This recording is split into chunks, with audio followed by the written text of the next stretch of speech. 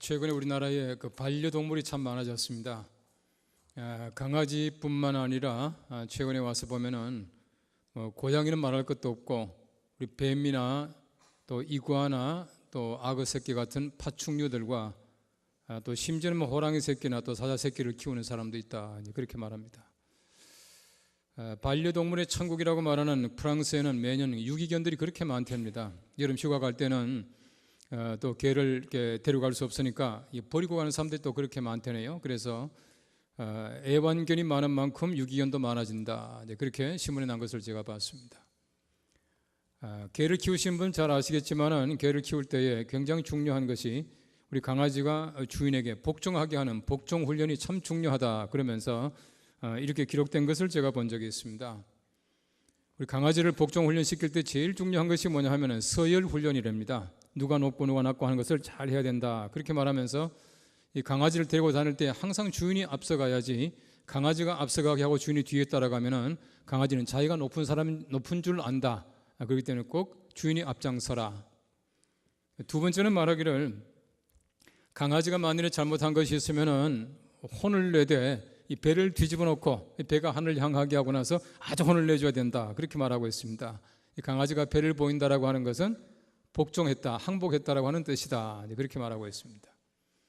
또 때때로 강아지와 주인이 놀이할 때가 있는데 놀이할 때는 항상 주인이 이기는 게임을 해야 된다, 그렇게 말하고 있고, 마지막으로는 강아지 훈련할 때는 항상 훈련을 짧게 하고 훈련을 마친 다음에는 항상 칭찬해주고 항상 보상해 주어라, 그렇게 말하더라고요. 강아지 복종 훈련하는 것이나 우리가 하나님 앞에서 복종 훈련하는 것이나 거의 같아요. 제가 볼 때는 우리가 하나님 앞에서 훈련받는 것도 마찬가지로 항상 우리가 하나님을 높여주시는 것, 다시 말하면 하나님이 높으신 분입니다, 내가 앞장서는 것이 아니고 하나님이 앞서가십니다, 높으신 분입니다 라고 인정하는 것이 가장 중요한 영성적 복종 훈련이에요. 그 다음에 중요한 것이 뭐냐 하면 우리가 하나님 앞에서 항상 내가 항복했습니다 하고 두 손 들어야 합니다.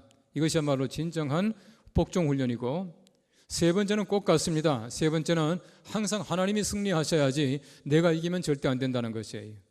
그리고 마지막으로는 우리가 하나님 앞에 복종하게 될 때에 하나님께서는 항상 우리들에게 칭찬하시고 또 하나님께서 우리에게 상급을 주신다라고 하는 사실을 믿는 것, 이것이야말로 진정한 영성적 복종 훈련이다라고 생각되어져요.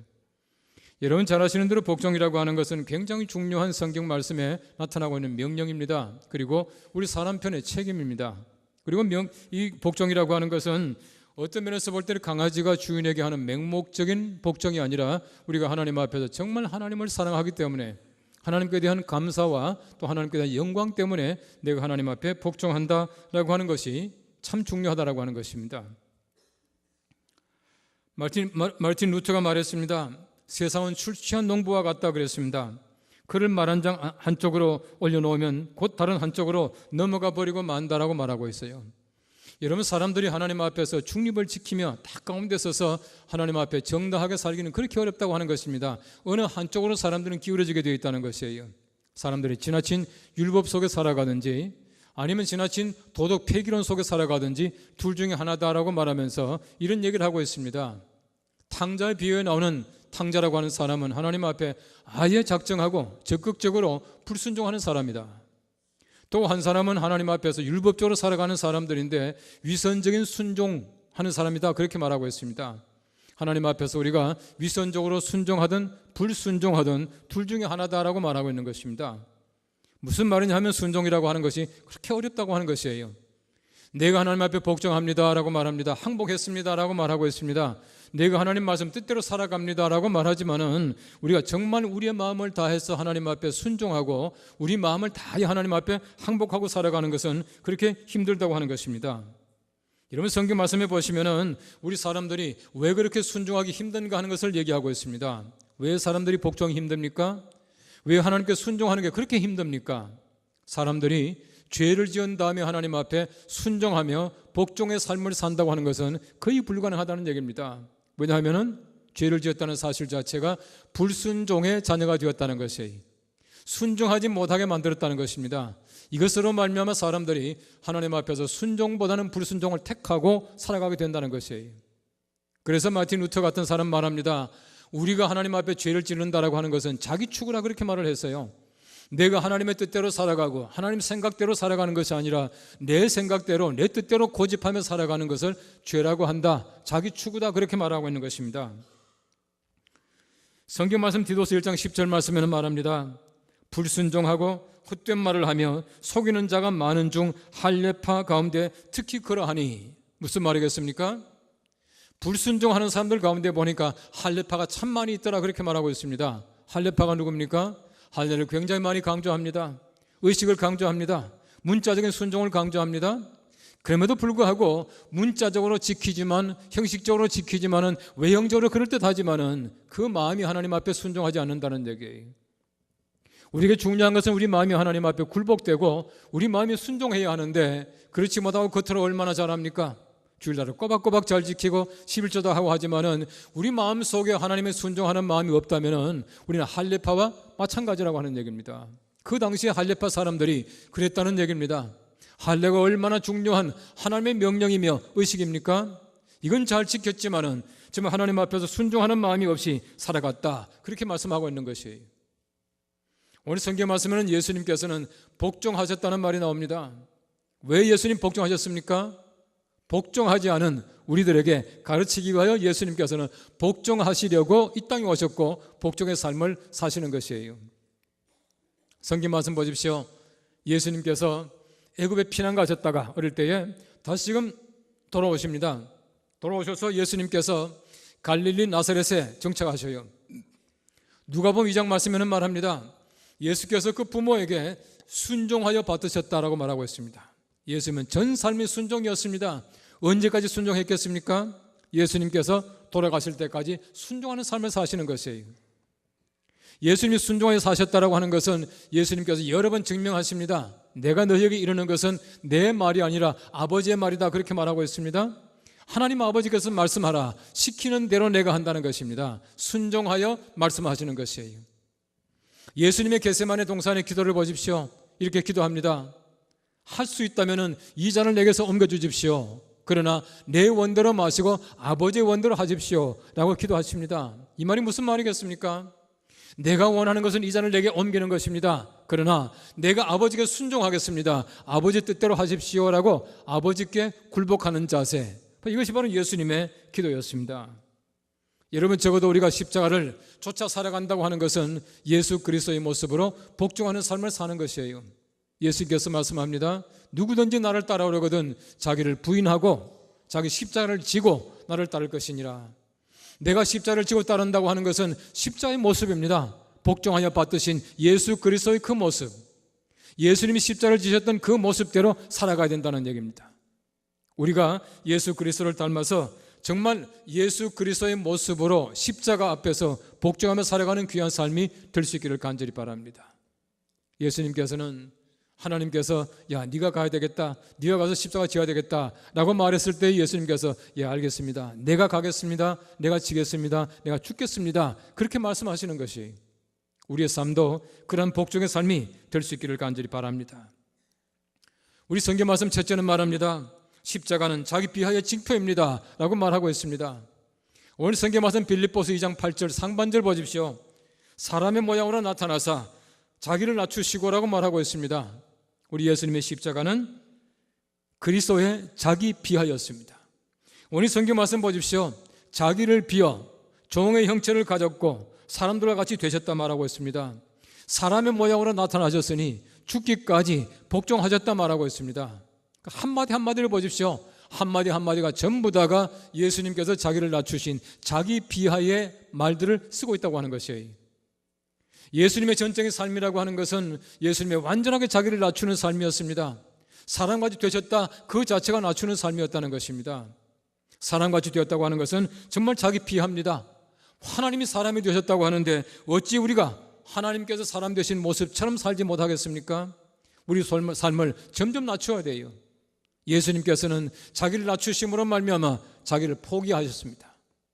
다시 말하면 우리 자신도 마찬가지로 내 자신을 포기해야 합니다. 내가 먼저 내 자신을 비워야 예수 그리스도를 따라갈 수가 있습니다. 누구든지 나를 따라오려거든 자기를 부인하고 했습니다. 자기를 부인하는 삶, 자기를 낮추는 삶, 포기하는 삶을 통해서 내가 예수 그리스도를 따라갈 수 있게 되는 것이에요. 오늘 성경 말씀 보시면은 사람의 모양으로 나타나셨다는 말이 있습니다. 사람 같이 되셨다는 말이 있습니다. 여기 사람 같이 되었다, 사람 모양이다라고 하는 말은 호모이오마티라고 하는 말입니다. 호모이오마티. 이 말은 무슨 뜻이냐 하면은 우리 예수님께서는 우리와 같은 죄 있는 모습 외의 모든 것이 사람과 똑같은 모습을 가지고 오셨다는 것이에요. 다시 말하면 예수님께서는 완전한 사람이셨습니다. 완전히 사람 되셨다는 얘기입니다. 사람 모양만 갖추는 것이 아니라 진짜 사람이 되셨다는 바로 그 단어입니다. 예수님께서는 이 땅에 오실 때에 바로 사람과 똑같은 모습으로 이 땅에 오시는 것이에요. 생각해 보십시오.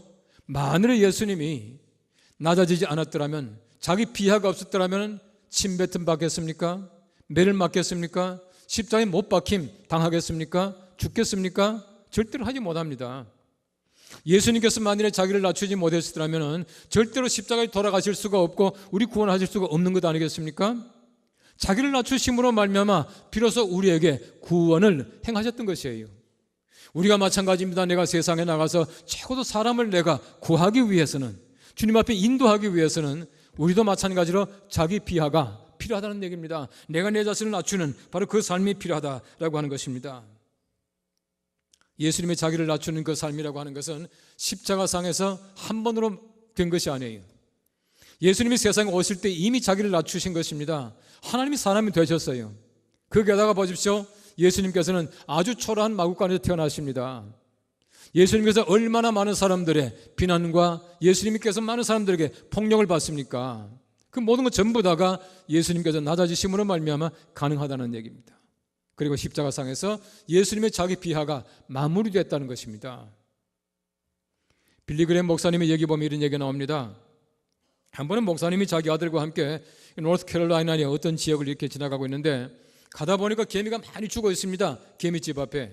그 목사님이 너무 불쌍해서 개미들이 이렇게 한쪽으로 쓰러졌대요. 이 쓰러지고 있는데 그 중에 보니까 개미가 아직도 죽지 않고 막 꿈틀거리면서 고통스러워하는 개미들이 많이 이렇게 늘려 있었어요. 그 목사님의 아들이 말합니다. 아빠, 내가 이 개미를 도와줄 수 없어요? 개미를 도와주고 싶어서 하는 얘기예요. 이 개미들 도와줄 수가 없어요? 물어보니까 빌리 그레이엄 목사님이 그렇게 대답을 합니다. 도와줄 수 없댄다. 만일에 네가 개미가 될 수 있으면 모르지만은 네가 개미가 되기 전까지는 절대로 도와줄 수가 없단다. 그렇게 대답을 했다는 것이에요. 여러분 그렇지 않습니까? 적어도 우리가 사람이 개미 될 수가 없는 것이에요. 상상할 수 없는 얘기입니다. 여러분 더 상상할 수 없는 얘기가 뭔지 아십니까? 더 상상할 수 없는 얘기는 하나님이 사람이 되었다는 사실입니다. 우리 사람이 개미가 되는 게 문제가 아닙니다. 하나님이 사람 되신 것은 더 상상할 수 없는 얘기입니다. 바꿔 말하면 이 상상할 수 없는 하나님의 놀라우신 은총 속에서 예수님께서 자기를 비우시고 낮추시고 이 땅에 오셨고 이 일로 말미암아 우리가 구원받게 되었다라고 하는 사실을 얘기해 주고 있는 것입니다. 우리 사람들은 완전하게 타락을 했습니다. 그러므로 예수님께서는 완전하게 구원하셔야 됩니다. 예수님께서는 사람을 완전하게 구원하시기 위해서 필요한 것이 있습니다. 예수님께서 완전하게 낮아지셨다는 사실입니다. 완전하게 낮추심으로 말미암아 우리 완전하게 하나님의 거룩하신 나라에 영광스러운 구원을 얻게 하셨다는 사실을 말씀하고 있는 것이에요. 이것이 바로 예수님께서 사람이 되었다는 그 뜻입니다. 인간화, 얼마나 참 위대한 그 사실인지 몰라요. 여러분 사도 바울을 보십시오. 바울도 마찬가지였습니다. 골로새서 1장 24절 말씀에 바울이 이렇게 말하고 있습니다. 나는 이제 너희를 위하여 받는 괴로움을 기뻐하고 그리스도의 남은 고난을 그의 몸된 교회를 위하여 내 육체에 채우노라 라고 말씀합니다. 어떻게 채웁니까? 비워야 채워집니다. 이미 내가 예수 그리스도를 위하여 내 자신을 다 비웠습니다. 완전히 캐노스했습니다. 그때 하나님께서는 채우게 만들어주시는 것이에요. 내 육체 속에 예수 그리스도의 그 고난을 교회를 위하여 채운다 그렇게 말씀하고 있는 것입니다. 얼마나 놀라운 체험입니까? 내가 예수 그리스도의 그 고난을 내 속에 채우게 될 때에 내가 교회를 위하여 헌신할 수 있게 되고 교회가 나를 통하여 하나님이 교하신 영광 드러낼 줄로 믿습니다. 여러분 십자가 왜 무겁습니까? 가벼워 보십시오. 전부 높아질 겁니다. 위에 아마 쳐들고 다닐 거예요. 십자가 엄청나게 무겁습니다. 무겁기 때문에 모든 사람들이 다 낮아져야 합니다. 다 숙여야 합니다. 허리가 굽어져야 합니다. 그래야 십자가는 맬 수가 있다는 것입니다. 우리가 예수 그리스도처럼 낮아짐으로 말미암아 우리 십자가의 도의 삶을 살아가는 귀한 성도들이 될 수 있기를 간절히 바랍니다. 오늘 성경 말씀 두 번째는 말합니다. 십자가는 복종의 징표입니다 라고 말하고 있습니다. 오늘 성경 말씀 2장 8절 하반절 보십시오. 죽기까지 복종하셨으니 곧 십자가의 죽으심이라 라고 말하고 있어요. 예수님의 그 죽으심, 예수님의 그 복종은 억지가 아닙니다. 예수님께서는 자발적으로 겸손하셔서 죽어주신 것이에요. 예수님께서는 로마 군인들에 의하여, 유대인들의 모함에 의하여 십자가에 못 박히십니다. 그러나 로마 군인들과 유대 사람들이 예수님의 죽음의 원인이 아닙니다. 예수님의 죽음의 원인이라고 하는 것은 자기를 낮추시고 우리를 살리게 하시는 하나님의 사랑이에요. 예수님의 구원의 역사입니다. 이것 때문에 예수님께서 죽으셨다라고 말하고 있는 것입니다. 그래서 신학은 말하기를 예수님께서 낮아지심은 자발적인 겸손이라 그렇게 말합니다. 자발적 겸손, voluntary humility 그렇게 말합니다. 예수님께서 스스로 낮아지시는 것이에요. 누구 때문에가 아닙니다. 스스로 낮아지심으로 말미암아 사람이 되셨고 십자가 지셨고 죽으셨고 살리시는 것이에요. 이것이 곧 예수님의 죽으심이다 라고 하는 것입니다. 히브리서 5장 8절 말씀에는 말합니다. 그가 아들이면서도 받으신 고난으로 순종함을 배워서라고 말하고 있습니다. 예수님께서는 고난 가운데도 순종하셨다는 얘기입니다. 바꿔 말하면 고난까지도 순종하셨다는 얘기예요. 좋은 것만이 아닙니다. 보통 것만이 아닙니다. 예수님께서는 가장 괴로운 것 죽음까지도 순종하여서 받으셨다라고 말씀하고 있는 것입니다. 바로 이것이 예수 그리스도의 아들 되심, 순종하여 죽으심이라고 하는 것입니다. 남아프리카의 유명한 목사님이며 또 저술가인 그 앤드류 머레이라고 하는 분이 있습니다. 이분이 쓴 책 가운데 보면은 이 겸손, 휴머리티라고 하는 책이 있어요. 이 겸손이라고 하는 책은 우리나라 말로 여러 곳에서 번역이 되었어요. 저는 뭐 이 번역도 받고 저번도 봤습니다만은 그 책에 보면 그런 말이 있습니다. 그리스도는 자신에 대한 전적인 포기하는 삶, 아버지의 뜻에 전적으로 복종하고 전적으로 의존하는 삶이 완전한 평안과 기쁨을 얻는 삶임을 아셨습니다. 그리스도는 하나님께 모든 것을 드렸지만 아무것도 잃지 않으셨습니다. 얼마나 멋있는 말입니까?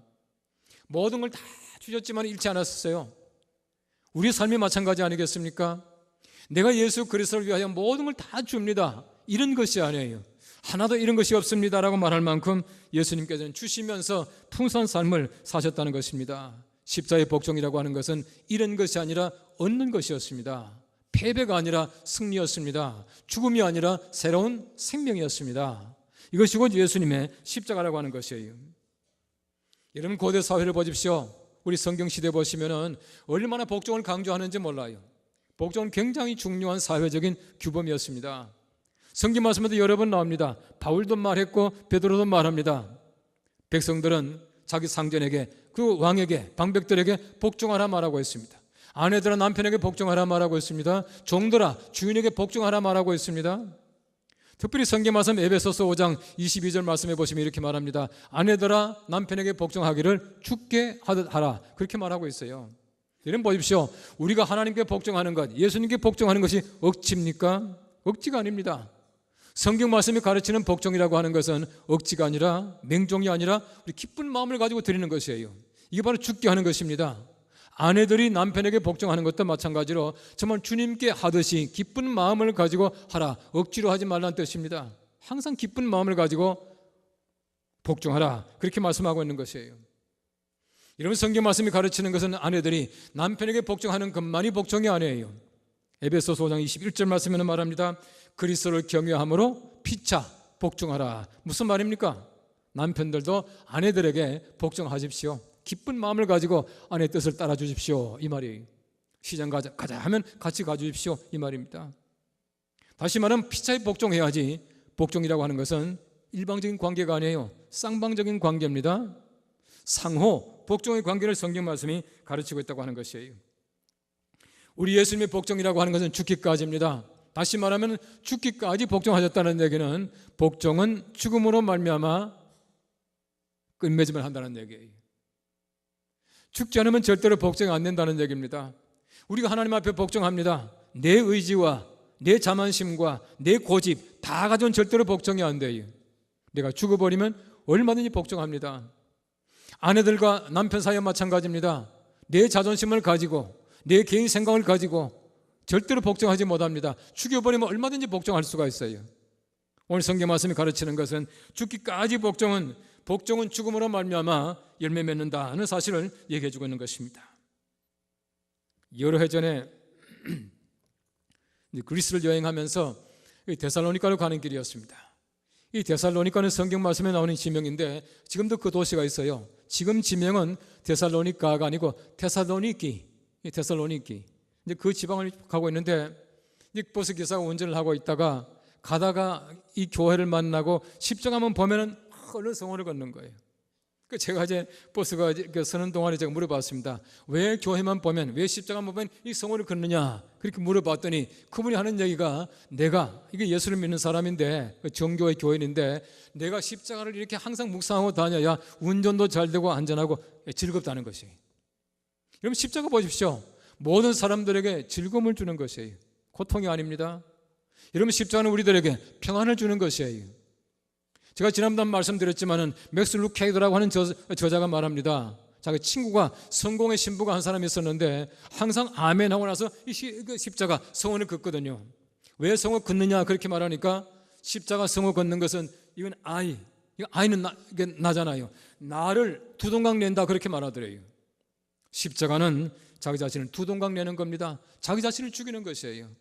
십자가로 말미암아 내가 죽는 것입니다. 내가 죽음으로 말미암아 다시금 삽니다. 내가 죽음으로 말미암아 다른 사람을 살립니다. 바로 이것이 십자가의 은혜라고 하는 것입니다. 중국 속담에 보시면 이런 말이 있습니다. 존경보다 더 나은 것은 순종이다 그랬어요. 존경보다 더 나은 것은 순종이에요. 모든 사람들이 다 말합니다. 여호와를 경외한다 말합니다. 여호와를 경외하는 것이 우리 지식의 근본입니다. 우리 하나님 경외하는 것 얼마나 중요합니까? 경외하는 것보다 더 중요한 것이 있습니다. 그것이 뭐냐면 복종하는 것이에요. 다시 말하면 복종하면 경외, 저절로 되는 것입니다. 우리 예수님께서는 복종하심으로 말미암아 하나님께 대한 순종을 했습니다. 바꿔 말하면 예수님께서 십자가상에서 죽기까지 복종하심으로 말미암아 아버지를 경외하는 그 마음을 드러내셨다는 얘기예요. 우리의 삶이 마찬가지입니다. 정말 우리가 복종함으로 말미암아 여호와 경외하는 것이 드러나야 하고 하나님 앞에 영광이 되고 상달돼야 해요. 사막의 교부들의 말들을 모아놓은 깨우침이라는 책이 있습니다. 그 책에 보면 그런 말이 나와요. 어떤 사람이 사막의 은둔자에게 물어봅니다. 하나님을 두려워하는 것이 무엇입니까? 하나님 두려워하는 것이 무엇입니까? 그때 은둔자가 이렇게 대답합니다. 자기 자신을 낮추시오. 가난한 삶을 사시오. 남을 판단하지 마시오. 이것이 곧 하나님을 두려워하는 것입니다. 그랬어요. 여러분 하나님 두려워한다는 말이 무슨 말이겠습니까? 우리가 하나님을 경외한다는 그 말하는데 왜라고 하는 말은 두려워한다는 뜻입니다. 여러분 적어도 초대교회는 하나님을 두려워한다는 것은 예수 믿는 사람이라는 뜻이었습니다. 저 사람은 크리스찬이다라고 하는 말을 그 사람은 하나님 두려워하는 사람이다 그렇게 불렀어요. God fearer. 하나님 두려워하는 사람이라는 뜻은 예수 믿는다는 뜻이에요. 여러분 적어도 우리가 예수 믿는 사람 같으면 자기 자신을 낮추시오. 가난하게 사십시오. 다른 사람을 판단하지 마십시오. 비판하지 마십시오. 이것이 곧 하나님을 두려워하는 사람이고 예수 믿는 사람입니다라는 뜻이에요. 내가 예수 믿는다라고 하는 것은 십자가로 말미암아 이루어진 것입니다. 십자가 없이는 절대로 예수 믿지 못합니다. 우리 예수님께서는 우리들에게 바로 그런 은총을 베풀어 주시는 것이에요. 우린 바로 자유한 사람들입니다.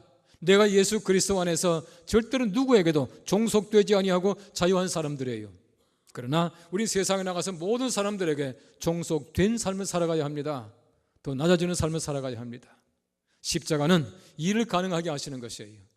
우리 예수님께서 자기를 낮추시고 죽기까지 복종하셔서 십자가를 지신 것처럼 우리 십자가를 지는 귀한 사람들, 지고 따라가는 사람들이 예수 그리스도처럼 자기를 낮추고 죽기까지 복종함으로 말미암아 우리 십자가의 귀한 도를 이루어나가는 하나님의 귀하신 백성들 되시기를 간절히 바랍니다. 기도하겠습니다.